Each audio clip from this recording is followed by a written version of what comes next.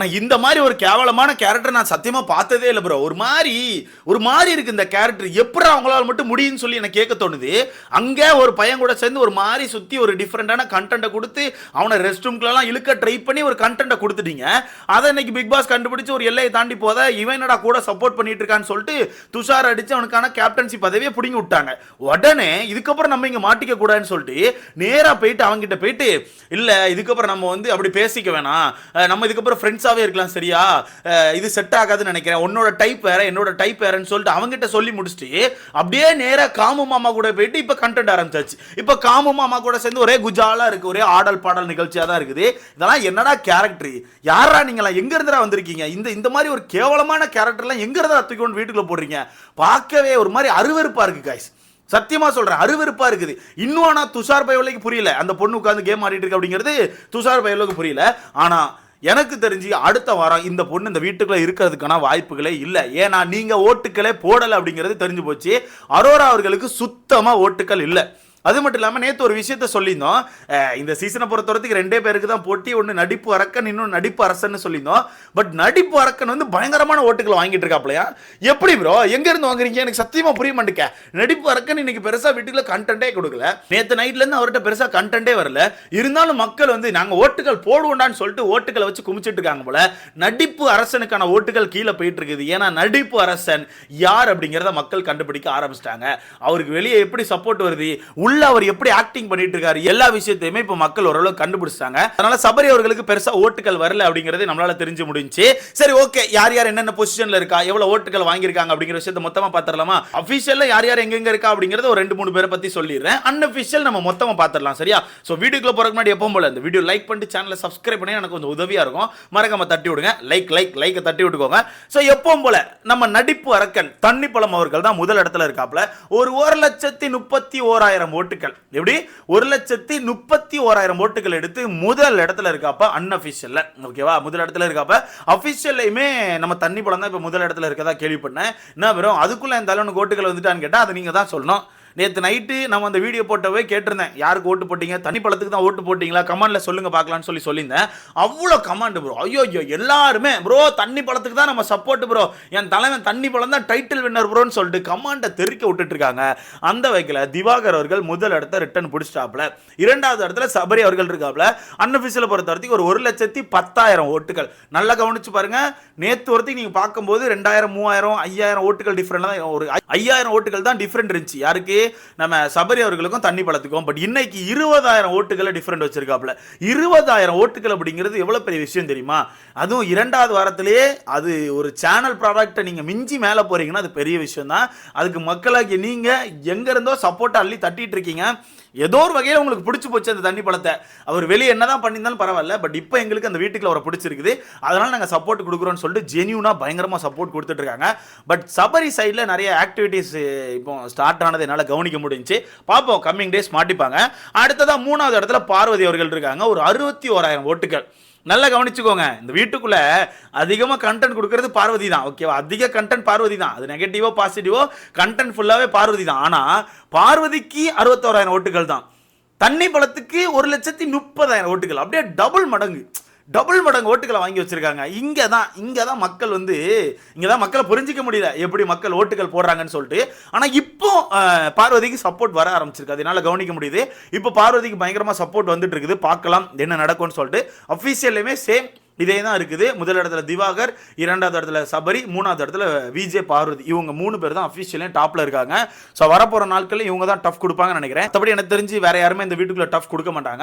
வரப்போற நாட்களில் மேபி எனக்கு தெரிஞ்சு வினோத் அவர்கள் டஃப் கொடுக்கலாம். எனக்கு அந்த மனுஷனையும் பிடிச்சிருக்கு, ஒத்தியானு ஒரு மாதிரி தட்டுறாப்ல. பட் பார்க்கலாம், வரப்போற நாட்களில் பார்க்கலாம். 4வது இடத்துல நம்ம காமு மாமா இருக்காப்ல, ஒரு 51,000 ஓட்டுகள். நம்ம கமாருதீனை பொறுத்த வரைக்கும் ஒரு 51,000 ஓட்டுகள் எடுத்து 4வது இடத்துல இருக்காப்ல. வேற லெவல் தான். இன்னைக்கான டாஸ்க்கை வேற தட்டி தூக்கியிருக்காப்ல. பட் இன்னைக்கான டாஸ்க்கை பொறுத்த வரைக்கும் நம்ம பெருசான அந்த பொம்மை டாஸ்க் கூட சேர்த்து வச்சு பேச முடியாது. பொம்மை டாஸ்க் வேற, மாஸ்க் வேற, நான் வேற, எங்க அப்பா வேற அப்படின்ற மாதிரி பொம்மை டாஸ்க் வேற, இந்த மாஸ்க் டாஸ்க் வேற. ஏன்னா அந்த மாஸ்க் டாஸ்க் அப்படிங்கிறது என்ன பொறுத்த வரைக்கும் ரொம்ப டம்மியாக தான் இருந்துச்சு. சும்மா ரன்னிங் ரேஸ் மாதிரி ஓடி போய் எடுத்து வச்சுட்டு இருந்தாங்க. மற்றபடி பெருசாலாம் எதுவுமே இல்லை. ஸோ அந்த வகையில் கமாருதீன் அவர்கள் 4வது இடத்துல ஒரு 51,000 ஓட்டுகளை வாங்கி வச்சிருக்காங்க. ஸோ பார்க்கலாம் வரப்போகிற நாட்களில் எப்படி இதாகிறான்னு. கமாருதீனுக்கும் இப்போ சப்போர்ட் வர ஆரம்பிச்சிருக்கு. அவருக்குமே பயங்கரமாக சப்போர்ட் வந்துட்டு இருக்கு மக்கள் மத்தியிலேருந்து. பார்க்கலாம் வரப்போகிற நாட்களில் தெரியும். ஸோ 5வது இடத்துல ரம்யா அவர்கள் இருக்காங்க, 45,000 ஓட்டுகள். எப்படி 5வது இடத்துல ரம்யா அவர்கள் இருக்காங்க, 45,000 ஓட்டுகள். வேற லெவல், என்ன பொறுத்தவரைக்கும் வேற லெவல் தான். ஏன்னா ஒரு காமனர், பெருசாக வெளியெல்லாம் தெரியாது, யூடியூப்பில் வேணால் மக்கள் நிறைய பேர் பார்த்துருப்பாங்க, மற்றபடி ஊர் சைடில் ஆடல் பாடல் நிகழ்ச்சியில் பார்த்துருப்பாங்க. அந்த மாதிரி ஒரு பொண்ணுக்கு இவ்வளோ ஓட்டுகள் அப்படிங்கிறது ஒரு பெரிய விஷயம் தான். வரப்போகிற நாட்களில் ஒரு சில விஷயங்களை அவங்க மாற்றிக்கிட்டாங்கன்னா நல்லாயிருக்கும். ஒரு சில விஷயங்களை மாற்றிக்கிட்டு கேமில் நல்லா இன்வால்வ் ஆகணும். இன்றைக்கெலாம் கவனிக்க முடிச்சு, இன்றைக்கெலாம் பயங்கரமாக இன்வால்வ் ஆனாங்க. முக்கியமாக அந்த டிஃபென்ஸ்க்கு இறங்கினா ஒரு சில பேர் கூட கம்பேர் பண்ணும்போது ரம்யா அவர்கள் வேற லெவல் தான், என்னால் கவனிக்க முடிஞ்சு. அடியே வாங்கினாலும் பரவாயில்லன்னு சொல்லி இந்த டாஸ்கில் டிஃபெண்ட் பண்ணாங்க, சூப்பர். ஸோ 6வது இடத்துல இருக்காங்க. ஸோ 5வது இடத்துல இருக்காங்க. ஸோ அடுத்தது 6வது இடத்துல அப்சரா அவர்கள் இருக்காங்க, 40,000 ஓட்டுகள். ஸோ இந்த இடத்துல என்னால் ஒரு விஷயத்தை கவனிக்க முடியுது. மக்கள் வீட்டுக்குள்ள ஒரு டம்மி போட்டியாளர் இருந்தாலும் பரவாயில்ல, ஆனால் இந்த மாதிரி ஒரு மாதிரிப்பட்ட கண்டென்ட் கொடுக்குற போட்டியாளர் இருக்கக்கூடாது. அப்சரா அவர்களை பொறுத்த வரைக்கும் ரொம்ப ஜென்யூனாக இருக்காங்க, ரொம்ப ஒரு மாதிரி கரெக்டாக இருக்கணும்னு சொல்லியிருக்காங்க. அதனால யாருக்கும் நெகட்டிவ் கொடுக்கல, யாருக்கும் பாசிட்டிவ் கொடுக்கல. அதனால அவங்க அந்த வீட்டுக்குள்ள இருக்கட்டு. மற்றபடி இந்த லவ் கண்டென்ட் கொடுத்துட்டு 2-3 பேர் சுற்றிட்டு இருக்காங்கல்ல, அவங்கள 2 பேர் தூக்கணும்னு முடிவு பண்ணிட்டாங்கன்னு நினைக்கிறேன். ஏன்னா ஓட்டுக்கள் அப்படி தான் இருக்குது. இப்போ அப்சரா அவர்கள் 6வது இடத்துல இருக்காங்க, எவ்வளவு ஓட்டுகள் தெரியுமா? 40,000 ஓட்டுகள். 7வது இடத்துல அரோரா இருக்காங்க, 39,000 ஓட்டுகள். 8வது இடத்துல கெமி இருக்காங்க, 38,000 ஓட்டுகள்.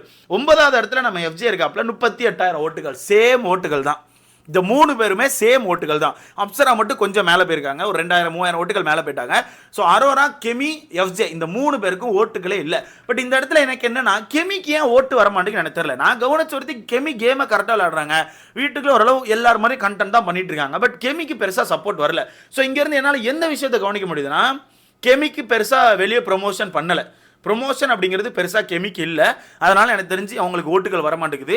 இப்போ அரோராக்குமே சொல்லியிருப்பாங்க, கேள்விப்பட்டிருப்பீங்க, ரியா வந்து அவங்களோட வீடியோவில் சொல்லியிருப்பாங்க, பெருசாக அவங்க வந்து ப்ரொமோஷன்லாம் வெளியே வச்சுட்டு போலன்னு சொல்லிட்டு. அதனால் அவங்களுக்கும் ஓட்டுகள் வரல, எஃப்ஜேக்கும் வரல, அப்சராக்கும் வரல. ரம்யாவை பொறுத்தவரைக்கு அவங்க ஓரளவு கண்டென்ட் கொடுத்துட்ருக்காங்க, அவங்க கதை மக்களை கொஞ்சம் போய் பிடிச்சிட்டு அவங்க ஸ்டோரி, அதனால் அவங்களுக்கு ஓட்டுகள் வந்துட்டு இருக்கு. ஏன்னா அவங்களுமே 5,000 ஓட்டுகள் தான் டிஃப்ரெண்ட், பெரிய டிஃப்ரெண்ட் இல்லை. எல்லாருமே 40,000 ஓட்டுகள், அவங்க 45,000 ஓட்டுகள். ஸோ அந்த வகையில் இவங்கெல்லாம் ப்ரொமோஷன் செட் பண்ணாத ஆட்கள், பாட்டமில் இருக்க ஆட்கள்லாம் ப்ரொமோஷன் செட் பண்ணாத ஆட்கள், அவங்களுக்குலாம் இந்த ஓட்டுகள் இருக்குது. மேலே இருக்க ஆட்கள்லாம் ஹெவியாக செட் பண்ணியிருக்காங்க. இப்போ தான் ஆக்டிவேட் ஆகிருக்குது, 2வது வாரம் தானே லைட்டாக ஆக்டிவேட் ஆகுறாங்க. வர போக போக கண்டுபிடிச்சிக்கலாம், ஒன்றும் பிரச்சனை இல்லை.